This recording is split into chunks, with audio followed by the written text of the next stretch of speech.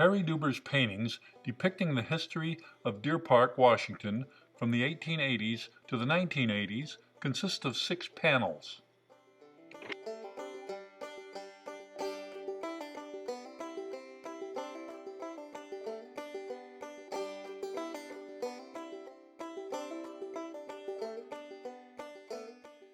Each panel contains historical scenes in and around Deer Park. We will take a look at the panels and then take a closer look at the individual scenes. First, we have the Forest and Post Office, believed to be just north of Deer Park on Dalton Road. Pete Myers, postmaster. Settlers catch salmon along Dragoon Creek. This was cougar country, real cougars. D.C. Corbin surveyors discovered Deer Park in late winter, early spring of 1889. Borman's store holds monopoly on calico, circa 1884. The Spokane Falls and Northern Section crew arrived in Deer Park in 1889. Gimmel's Mill closed down shortly after one opened in Deer Park. In the mid-1880s, H.J. Walter was seen delivering meat in his 2-seated hack. Mr. Proofer held the title Celery King. The first train chugged through Deer Park in 1889. Illustration reflects depot circa late 1890s. P.J. Kelly's store and post office around 1891. Postmaster P.J. Kelly. The first school from a photo, circa 1891. The Washington Mill, located west of the Congregational Church.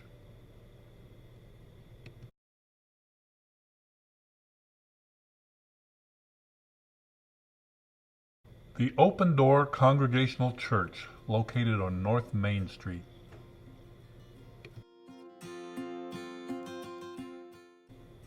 Here we see Dr. Slater making a fast trip to a sick call. The Grange represents farms around Deer Park and their brotherhood. On the corner of Crawford and Main, O.F. Kelly's Brick Mercantile, thought to be a relative of P.J.'s, and Kelly's House, now where the Napa Auto Parts stands. Here's the Grammar School, located at 4th and Main.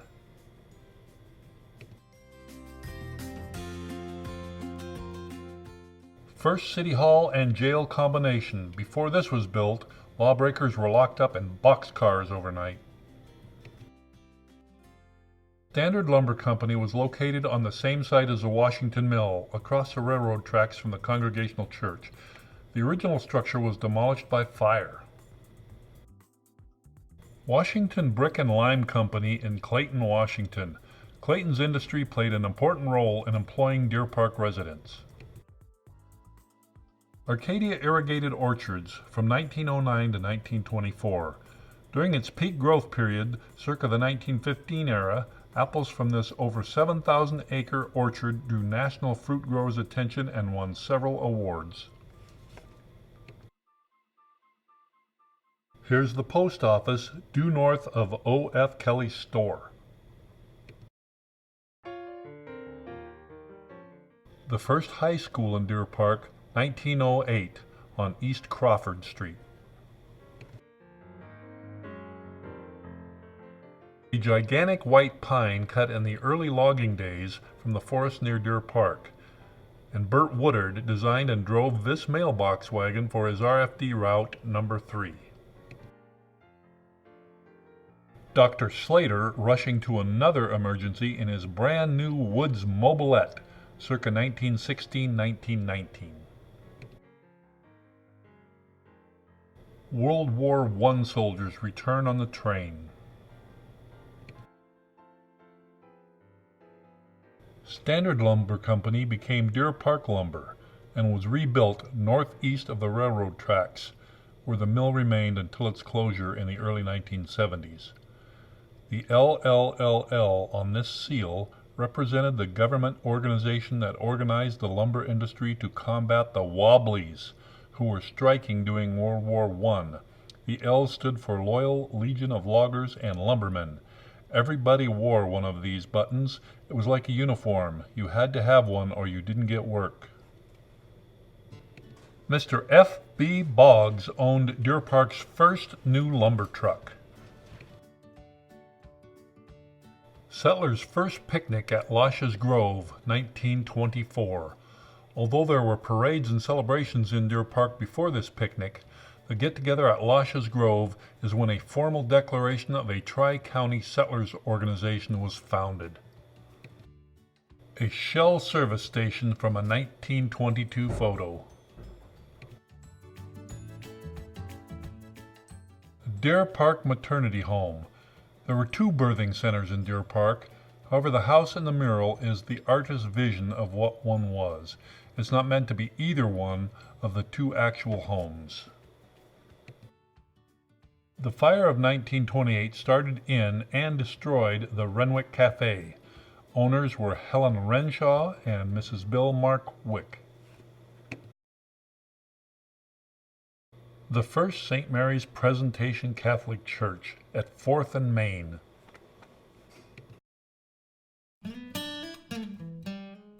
Arcadia Enterprises declined during the 20s because it lacked water and capital and had too much frost. For many years, the site of City Park, engraved on a gray monument-like stone, welcomed many weary settler parade participants and viewers. Later, when the wrought iron arch was added, the name Mix Park was inlaid in it. The name was also changed to Mix Park in honor of Earl Mix, who reigned as the Deer Park's mayor from 1935 to 1960. After the railroad depot was moved from the west side of the tracks north of Crawford Avenue, it was attached to a new building. After a while, the old building was razed and the new 1920 building remained in that spot until the 1980s. Galloping Mailbag may have been a good name for the United States Post Office, for it moved several times during Deer Park's 100 years. In the 40s, it took up rooms in the Louis Olson building, the hotel building. The Zion Lutheran Church also found a new home when it was moved from Spotted Road near Clayton to Crawford Avenue in 1949. The Associated Service Station on the corner of Main and Crawford was owned by Cookie Wheeler for many years. It was the bus stop for the auto interurban van lines during the 40s. Many World War II soldiers came home on that bus. The municipal pool park housed only a large pool at first. Later, a wading pool was added and the name changed to Swinyard Park. In 1939, Deer Park officials were elated at the prospects of having a bomber base at their airport, which was then located south of Deer Park Milan Highway. After building three 6,200-foot runways north of the road, the government gave the airport to the city, where it continues to grow. A new city hall was built on the corner of Vernon and Crawford in the 1940s. The city library shared space in this building for several years, now the old city hall. Young boys, growing up in the 50s, rode swift mounts while playing cowboys and Indians through the deserted orchard. Having no bows and arrows, they used rust-colored wrinkled apples left hanging by the bite of Jack Frost for ammunition.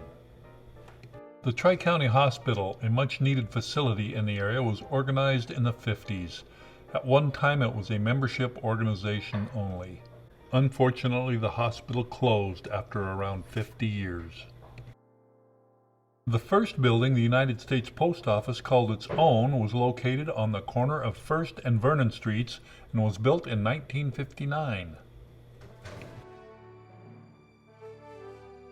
The Deer Drive-In provided a place where people of all ages could spend an evening being entertained by great movies. Good mysteries, timeless love stories, Outrageous comedies and Disney classics kept moviegoers coming to this theater for more than 30 years.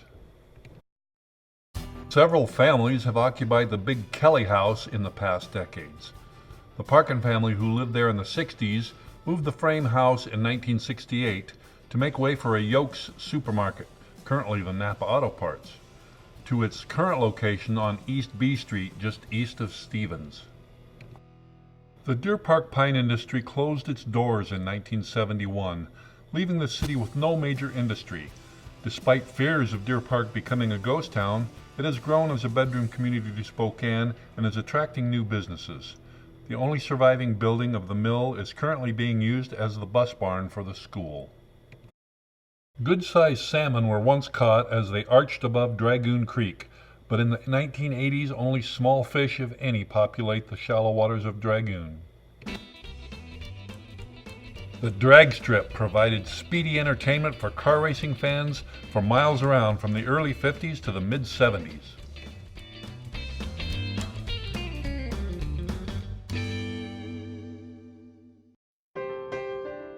The United States Post Office grew out of its new home in a little over 10 years. The modern building it now occupies is located at the corner of Vernon and A Street. 1920s railroad depot sold for $1 in the 80s and was moved by its new owner, Mr. Palanio, to the shopping center near Fur and H Street, where it proudly retains its railroad image. The roadster out front belongs to Mr. Palanio. The Arcadia Orchard Warehouse, which had been the main fair building since 1926, was demolished in late 2005.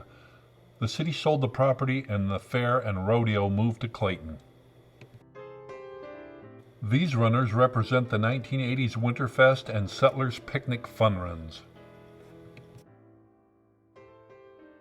The main floor of the first high school in Deer Park is now used as City Hall. The building also shares space with the Sheriff's Department, Senior Center, and the Deer Park Area Chamber of Commerce. 1987 Settlers Picnic theme, From Horses to Wheels, helped carry out the murals transition from past to present. 1978, the Arcadia Middle School class of Mrs. Etta Mae Bennett pruned many apple trees. With the profits from the sale of the old apple wood, they erected a monument to the Arcadia Orchards. This is still a tourist attraction at Arcadia Elementary School.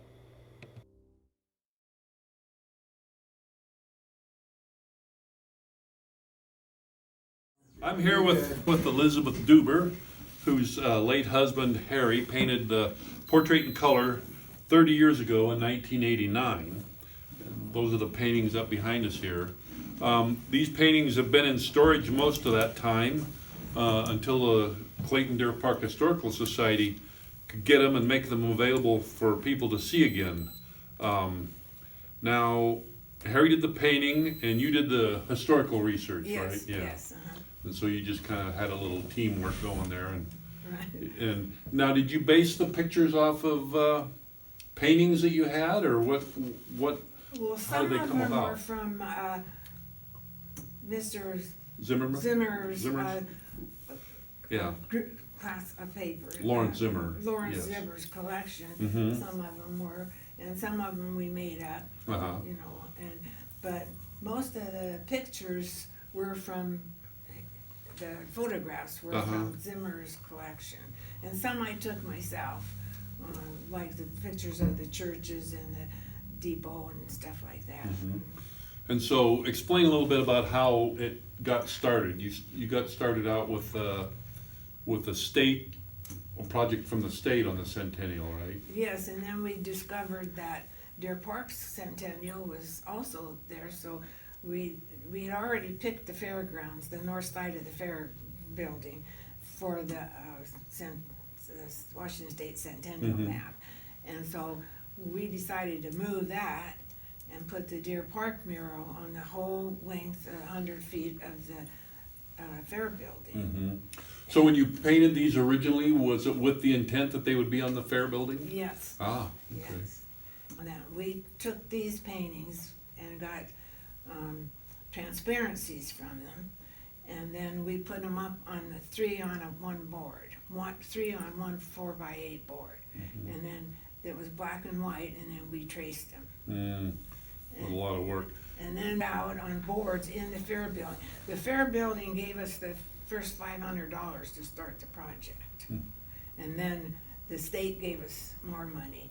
And then Marie and I went around to Granges and schools and downtown and Spokane and different places and set up.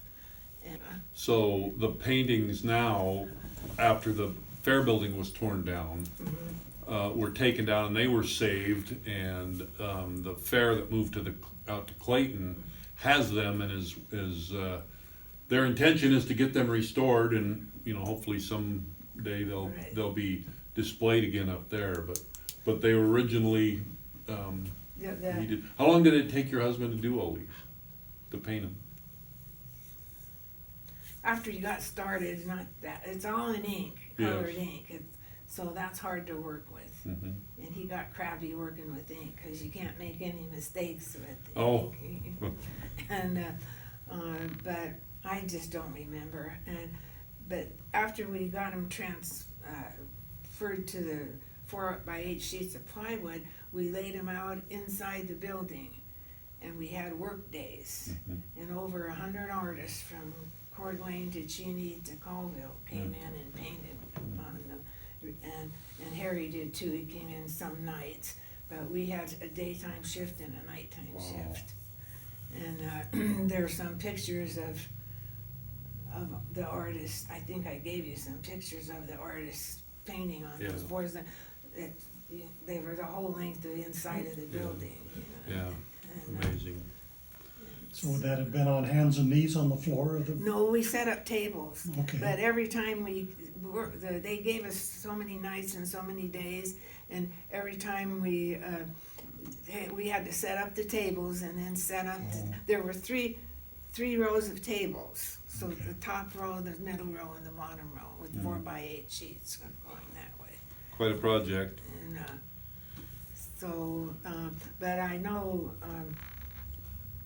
The guy from Whitworth came to look at it, and he told me I should go to Whitworth and get college credit for the research on this. And he really liked it.